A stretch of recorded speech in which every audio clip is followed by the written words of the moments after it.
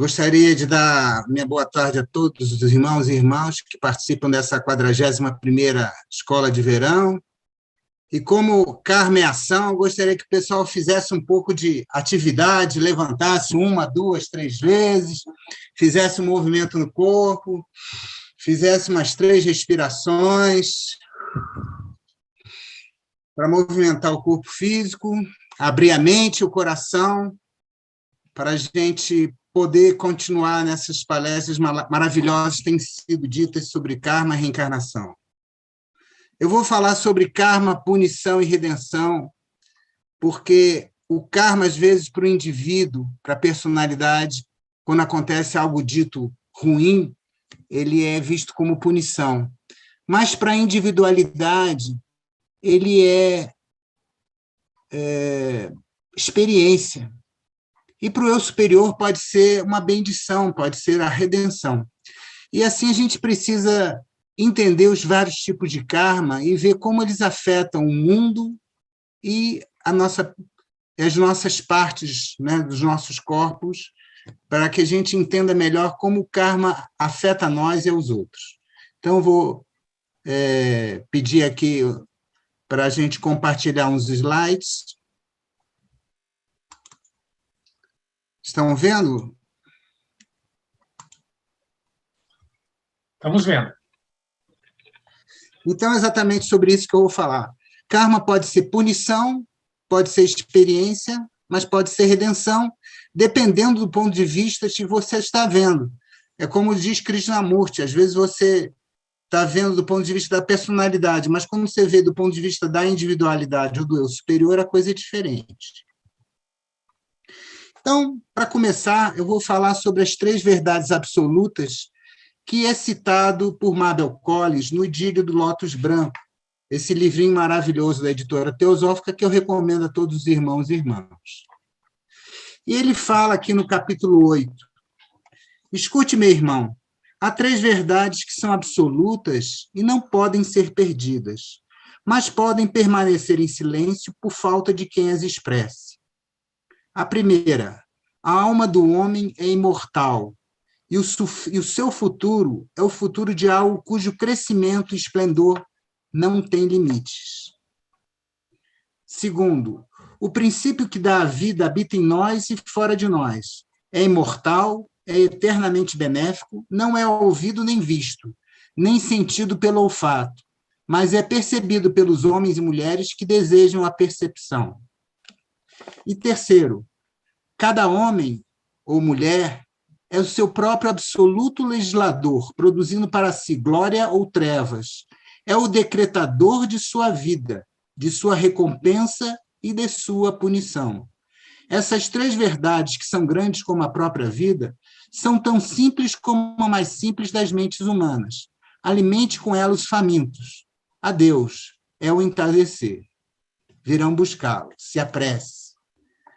Então, para que nós tenhamos uma ideia de como nós somos os decretadores da nossa felicidade, da infelicidade, da nossa punição ou do nosso mérito, nós temos que entender os tipos de karma. Mas, para entender o karma, temos que entender o dharma também, porque o dharma é a causação universal, são as leis da natureza. Quando o absoluto se manifesta, ele se manifesta como as leis universais, a lei da unidade, a lei dos ciclos, a lei da ressonância, a lei da evolução da vida, a lei do sacrifício. Então, sem entender o Dharma, o karma não tem sentido, porque o karma é simplesmente ação e reação. Então, o karma se torna um produto, uma memória, o pensamento, aquilo que já foi acumulado, que vai voltar para nós, seja crédito, seja prazo. Então, é importante a gente ver alguns fenômenos e algumas dicas que nós temos, por exemplo, na doutrina secreta. Já se falou muitas vezes em Oeahu. O pessoal fala Oeahu, Oeahu, mas, na verdade, isso é uma onomatopeia. Seria como Iahu ou Eahu, porque, na verdade, são os 3 véus da matéria onde são criados os 3 mundos. Na maçonaria, isso é dito como a criação que o absoluto, ou Ein Sof, ou muitas vezes chamado também de grande arquiteto, ele constrói. Primeiro ele dá um pequeno passo, é O, depois um passo um pouco maior, é A, e depois um passo maior ainda, que é o Ru. Ou seja, ele está dando 3 passos onde ele constrói os 3 mundos: o mundo da personalidade, o mundo da individualidade e o mundo divino. Ou seja, aqueles 3 véus onde o homem pode conhecer os mundos inferiores, o adepto conhece o mundo intermédio, e só os espíritos planetários e os grandes Jian-Shorans conhecem o mundo superior do mundo manifestado. Isso é citado na instância 3 da doutrina secreta, onde esse pai e mãe dos deuses é a raiz setenária de tudo que surge, é a raiz sem raiz de todas as coisas, e pode ser lido como 1, 3 ou 7 sílabas. É como Om a né? O O é a Ru, que vai dar exatamente o Yahoo da ciência, digamos assim, da computação, porque, na verdade, isso é apenas uma ideia onomatopaica da criação da manifestação. Então, karma tem a ver com ação, mas karma é ação e reação. E elas têm que ser entendidas de que dentro da ação e da reação você tem vida, você tem energia, você tem espírito e matéria, você tem a formação, você tem a informação, você tem a ressonância, você tem a condição, você tem o estado e a sucessão de um tipo de uma ação para outra. Mas para que você entenda bem, o karma também se divide não apenas em 3, mas em 4. Primeiro, o karma acumulado, né? Que é o Sanchita Karma, que é esse karma do passado, que é a memória. Depois você tem o karma ativo ou começado, o karma de partido, o karma do destino, o karma maduro, que é o Prarabdha Karma. Depois você tem o Agama ou Kriyamana Karma, que é o karma que está sendo gerado momento a momento, que é o karma futuro, o karma novo ou o karma que está sendo revelado. E talvez o mais importante de todos e o menos falado por todos é o Nishkama Karma, que é o karma que não acumula individualmente, porque ele é feito por uma ação sem desejo, sem expectativas de frutos ou resultados, e é o caminho central do Karma Yoga, já que a yoga é a habilidade na ação. Então, o Nishkama Karma é o karma que é engendrado principalmente pelos yogis e seus discípulos, pelos mestres e seus discípulos, porque ele não tem apego, ele não tem ideia pessoal, ele faz isso para a grande órfã, para a grande precisada de todos, que é a humanidade, que somos todos nós em conjunto. Então, o karma tem a ver com responsabilidade, o karma tem a ver com interreação, o karma tem a ver com condição, porque é um estado de sucessão, onde ele gera vida, onde ele gera morte, onde ele gera todas as reações da matéria manifestada, porque, no fundo, o karma é um animal cego e mudo, cego às nossas acenos e mudo às nossas lamentações. Ele é apenas uma coisa que se move automaticamente e regido pelos lipikas, né? Os senhores do karma que ajustam mês a mês, ano a ano, segundo a segundo, vida a vida, o karma de todos nós. Sejamos pessoas, sejamos comunidades, sejamos países ou mesmo todo o planeta. Mas o karma também ele tem estados. Tem o estado inercial, que é tamas, tem o estado muito ativo, que é rajas, e tem o estágio equilibrado, que é sattva. Para que nós entendamos isso, é muito importante ver que os estados da matéria, não só da matéria física, mas também da matéria hiperfísica, eles são todos afetados pela forma como nós atribuímos essas qualidades da matéria. Então, para que a gente entenda a ação, a atividade e a cognição, temos que entender essas 3 atividades de sattva, rajas e tamas, que é a inércia, a atividade e o equilíbrio. Uma coisa muito interessante é que o número 4 ele está sempre dando o quaternário inferior, ou seja, ele está sempre dando a manifestação da matéria. E para nós termos a matéria, vida, nós temos que ter esses 4 elementos fundamentais: o carbono, o oxigênio, o hidrogênio e o nitrogênio. Sem isso não há vida, principalmente oxigênio e hidrogênio, porque eles vão dar a famosa H2O, que é a água que tanto importa para que a gente tenha a vida como nós a conhecemos. Ao mesmo tempo, existem 4 forças no universo segundo a ciência atual. Segundo a metafísica, segundo a astrofísica, nós temos hoje a força gravitacional, que é a gravidade. A gravidade é a capacidade de atração e repulsão. Só que eu vejo que essa gravidade ela não é só física.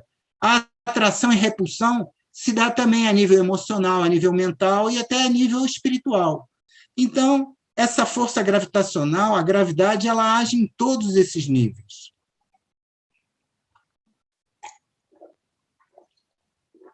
Depois tem a grande força eletromagnética, que é o eletromagnetismo. Ela está relacionada a todas as relações químicas do universo e tem a ver com a força dos elétrons e a forma como as reações químicas se dão, e isso tem a ver com toda a informação que circula no universo. É fundamental a gente entender a força eletromagnética. E, por fim, nós temos a interação nuclear forte, ou força nuclear forte, e a interação nuclear fraca, ou força fraca. Essa interação nuclear forte mantém os átomos unidos. E a força nuclear fraca é que faz com que haja essas trocas de dissipação de energia entre um corpo e outro. Ao mesmo tempo, é importante lembrar que a idade do universo já se dá em bilhões de anos, é quase 14 bilhões de anos a idade do universo, sendo que a idade do nosso sistema solar é de apenas 4,5 bilhões de anos, e a idade da Terra de um pouco mais de 4.543 bilhões de anos. O que isso acontece? Isso mostra que o nosso sistema solar é muito novo perante a idade do universo. E a idade da Terra também, acompanhando o sistema solar, é menos da metade da idade do universo, o que nos faz supor que existam outros sistemas solares muito mais antigos do que o nosso, com populações muito mais adiantadas do que a nossa, simplesmente vendo esse cálculo matemático fundamental da idade do universo. Outra coisa importante também foi a descoberta do bóson de Higgs, que é a partícula de Deus, que é uma partícula que não tem massa, que não tem carga elétrica, que é exatamente a protomatéria, que tem a ver com a mula Prakriti. Ela está dentro do campo de Higgs. E esse campo é como se fosse um campo que dá um atrito mínimo, onde qualquer partícula, qualquer quark entrando em contato com ela vai adquirir matéria, vai adquirir carga, vai adquirir massa instantaneamente. Esse campo de Higgs seria exatamente o mundo de Mula Prakriti. É por isso que Blavatsky tanto estudou e comparou com os físicos daquela época, com os astrônomos daquela época, com os matemáticos daquela época, para tentar entender como a teosofia poderia ser comprovada na prática.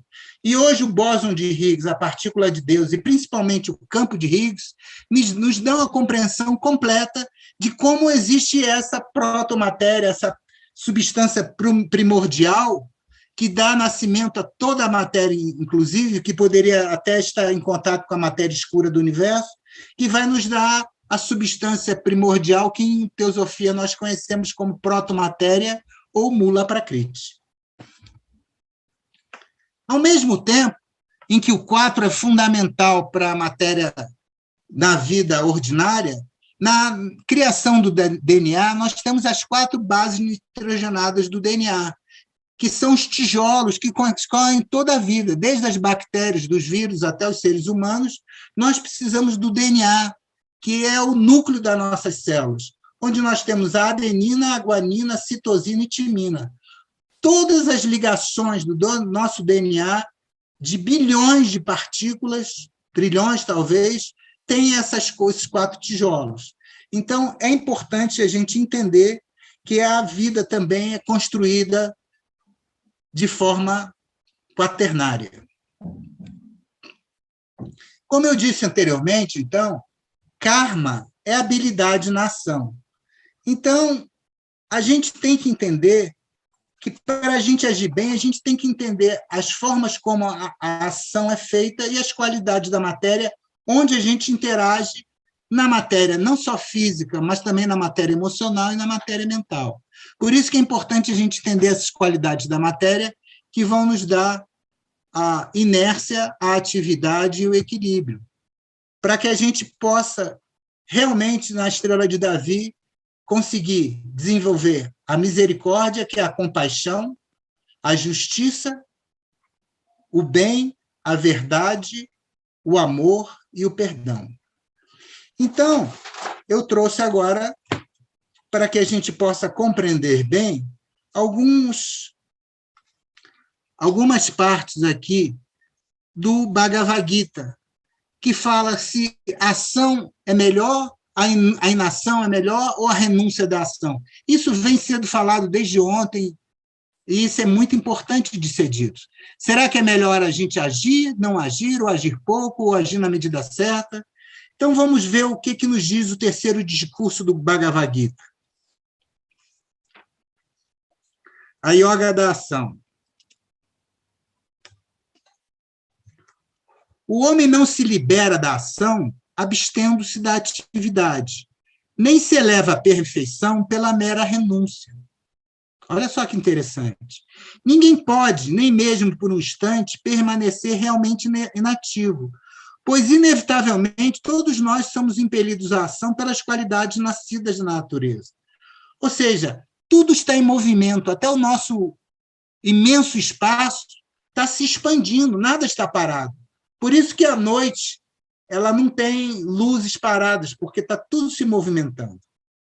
Então, o que ele fala? O que cumpre é a ação correta, pois a ação é superior à inação. E nem mesmo a manutenção do teu corpo seria possível na inatividade. O mundo está ligado pela ação, exceto pelo que se cumpre pelo sacrifício. Por tal razão, cumpre tu a ação livre do apego. Então, nós que estamos na atividade do Manvantara, e nós estamos no dia, no Manvantara do Manvantara, temos que estar superativos, né? É melhor errar no cumprimento da ação, da tua ação, do que tentar fazer a ação do outro, que não é o teu Dharma. E ele fala, portanto, sem apego, cumpre constantemente a ação que é dever, pois, cumprindo a ação sem apego, o homem verdadeiramente alcança o Supremo. Estes mundos cairiam em ruína se eu não cumprisse a ação. Eu seria o causador da confusão e destruiria todas as criaturas. Todas as ações são forjadas somente pelas qualidades, tamas, rajas e sattva, da natureza. E o eu iludido pelo egoísmo pensa, eu sou o agente. Então, o nosso problema principal é pensarmos que somos o agente da ação, quando a verdadeira ação que liberta é a Niskama Karma, a ação que não deixa resíduo, a ação que não tem apego, a ação que não é feita por um eu individual. Toda ação, ela pensa na reação como mérito para o bem de todos os seres, e não para uma volta a si mesmo. Mas aquele que conhece a essência das divisões das qualidades e funções, sabe que todas as qualidades movem-se em meio às qualidades, e não é apegado. Entregando todas as ações a mim, com teu pensamento descansando no seu ser supremo, curado da febre mental, empenha-te na batalha. E é o que eu falei anteriormente, é melhor o nosso próprio dever, ainda que destituído de mérito, do que o dever alheio bem cumprido. É melhor a morte no cumprimento do próprio dever ao dever alheio, que é cheio de perigos. A sabedoria está envolvida por este constante inimigo dos sábios, em forma de desejo, que é insaciável como uma chama. Então, o que ele nos fala? Que ele nos chama ao dever, e o dever é a ação. Mesmo a renúncia da ação ou a inação não é tão boa quanto a própria ação. E ele fala, ó melhor dos Bharatas, mata esta coisa pecaminosa, destruidora da sabedoria e do conhecimento. Porque disse que os sentidos são grandes, mas maior do que os sentidos é a mente, maior do que a mente é a razão, porém maior do que a razão é ele, aquilo. Assim, entendendo como maior do que o ser, dominando o eu com o ser, mata o inimigo em forma de desejo difícil de vencer. E aí ele vai para a yoga da renúncia da ação, com a qual eu pretendo finalizar a minha pequena exposição. E ele fala assim, a renúncia e a yoga pela ação, ambas conduzem à bem-aventurança suprema. De ambos, o yoga pela ação é verdadeiramente melhor do que a renúncia da ação. Aquele que age, pondo todas as ações no eterno, em Ein Sof, no absoluto, em Parabrahma, abandonando o apego, não é afetado pelos pecados, assim como a água não afeta a folha do lótus. E agora ele vai falar, né, sobre Nishkama Karma, a ação sem resíduo, a ação que não tem apego. Os yogis, tendo abandonado o apego, cumprem a ação somente com o corpo, com a mente e com a razão, e até com os sentidos, para a purificação do eu. O homem harmonizado, tendo abandonado o fruto da ação, alcança a paz eterna. Os não harmonizados, impelidos pelo desejo, apegados ao fruto, estão presos. O Senhor não assume a má ação, nem a boa ação de ninguém. E a sabedoria está envolta pela ignorância. Ali que os imortais se iludem. Olha só que interessante.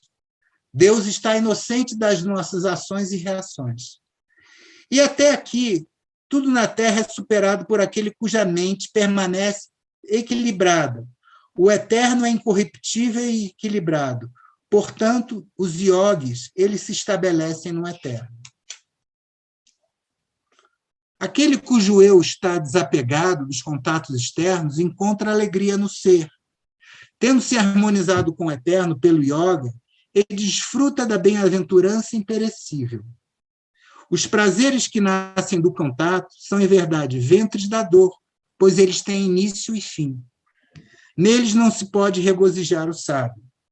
E aquele que é capaz de suportar aqui na terra, antes de liberar o corpo, a força nascida do desejo e da paixão, está harmonizado, esse é um homem feliz. Os rishis, com seus pecados destruídos, com sua dualidade eliminada, com seus eus controlados, concentrados no bem-estar de todos os seres, eles obtêm a paz no eterno. E o sábio, tendo excluído os contatos externos, com o olhar fixo entre as sobrancelhas, olha a definição de yoga no Bhagavad Gita, tendo equilibrado as inspirações e inspirações através da respiração, que se movem dentro das narinas, com os sentidos, a mente e a razão sempre controlados, perseguindo apenas a libertação, esse sábio, tendo para sempre jogado fora o desejo, o medo e a paixão, esse está verdadeiramente liberado. Após conhecer-me como aquele que desfruta o sacrifício da austeridade, o poderoso governante de todos os mundos, aquele que ama todos os seres, segue para a paz.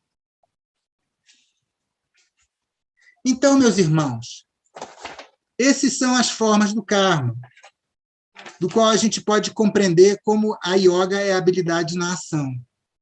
A atividade é karma, e ela vai afetar o mundo, né? O mundo externo como a gente conhece. A vontade, ela é a causa interior de cada reação, e a cognição vai nos dar a natureza da ação e reação. Assim, então, ele fala, para finalizar o nosso texto agora, aquele que se apega a cada coisa como se fosse o todo, sem razão, sem compreender a realidade com estreiteza, declara-se ser da escuridão. A ação que está ordenada, efetuada por alguém que deseja o fruto, sem apego, sem amor ou ódio, essa chama-se pura. Mas a ação efetuada por alguém que almeja desejos, ou com egoísmo, ou com muito esforço, essa declara-se uma ação passional. Liberada do apego não egoísta, dotado de firmeza e confiança, imutável pelo sucesso ou fracasso, declara-se esse um agente puro. Passional, desejando obter o fruto das ações, ganancioso, nocivo, impuro, movido pelo prazer e pela dor, declara-se esse agente motivado pela paixão. E aquele que é discordante, que é vulgar, que é teimoso, que é fraudulento, que é malicioso, que é indolente, desesperado, procrastinador, declara-se esse agente obscuro, ou seja, está totalmente tomado pela atividade de tamas.